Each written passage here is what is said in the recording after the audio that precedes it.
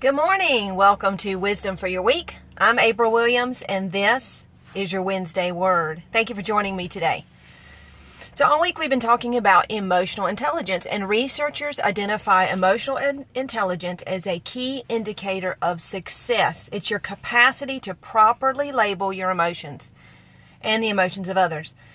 So all week we've been exploring this, and an important characteristic of emotional intelligence is optimism. So our word for today, your Wednesday word, is optimism. It means hopefulness, confidence about the future, of a successful outcome of something. So it's your confidence, your hope about your future that there will be a successful outcome. In the Latin, it means the best thing. So you believe that the best thing will happen or occur.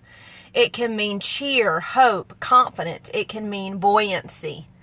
Have you ever sank after hearing bad news or being confronted with an obstacle? How buoyant are you? Do you have confidence? Do you have hope that the best thing will happen? It's so easy to hear disappointing or even devastating news and just sink, and you can feel it. Have you ever felt yourself just sinking after difficult news? So when you get that sinking feeling, when you can feel your emotions sinking, stop. Put the brakes on. Don't do it. Be buoyant. Things are rarely as bad as they seem at first, and it is easy to become discouraged when you have a goal set before you, or you have a desire and you get news that seems to be a setback. I remember when my children were younger, we had 4 children at the time, and I had waited. I had my associate's degree of science, but it was always my dream to go back to school for a bachelor's degree. So my youngest child at the time, my 4th child, was about 3 or 4, and I finally got the opportunity to go back to school. So I was going to go back to University of South Carolina, finish my degree. They have a great online program. And so the week that I started a full-time job and I started full-time school, I got the news that I was pregnant again. Well, that's not bad news, because certainly my 5th son, Zebby, is a blessing. But at the time, it was not a part of what I had foreseen as doing in my future. So I had to make a decision. And instead of sinking under the weight of it and giving up my goals, my husband and I decided that I was going to still complete school, but quit the job that I had at the time. I had severe morning, noon, afternoon, nighttime sickness, but I was going to continue to finish school. So I remember there were times when I was very, very sick and I was doing school. After I had Zebby, I completed my spring semester on April the 25th. I had him on April the 30th, and I was back in school in the fall. And I would nurse him while I was doing school online. I would jiggle him on my knee, but we did it. And so I graduated in December of 2016 with my bachelor's. And now, on August the 3rd, I'm officially graduating with my master's degree from the University of Alabama in Library and Information Studies. Roll Tide. So what you think is meant to take you out,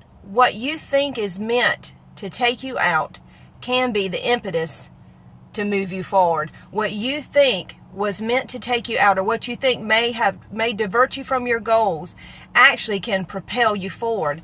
And I was able to get through bachelor degree and master's degree with no debt.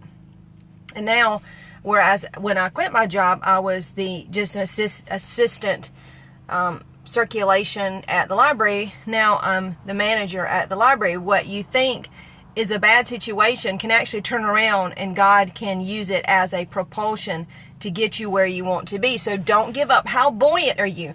Keep your goal before you. It may not be that you're able to do it this way, but have a plan B. Be flexible. Have a plan B. So having a positive attitude, even in the midst of a difficult situation, will increase your chance of opportunity and improve the quality of your relationships. It allows you to be resourceful. So being buoyant, being optimistic, helps you be resourceful and adaptable. You say, why, April? How does that help you? Because you can focus on the solutions instead of sinking in a pool of despair. You can focus and have a clear mind. Be buoyant. amid difficulties. Have a good attitude. You may not be able to control your circumstances, but you can control your attitude. So be buoyant, be optimistic, be confident that the best thing possible will happen for you. And that is your Wednesday word. So to have optimism in a dismal situation, don't sink. Number one, don't sink. Be buoyant. Number two, focus on the solutions, not on the problem. Your focus is everything. And number three, cultivate a good attitude. It is a choice. Your circumstances aren't a choice, but your attitude is. So don't sink. Be buoyant. Number one, focus on solutions, not the problem, and cultivate a good attitude. Thank you so much for joining me today for your Wednesday word. Hey, be optimistic today. Be buoyant. This is April Williams with your Wednesday word. Hey, stay inspired.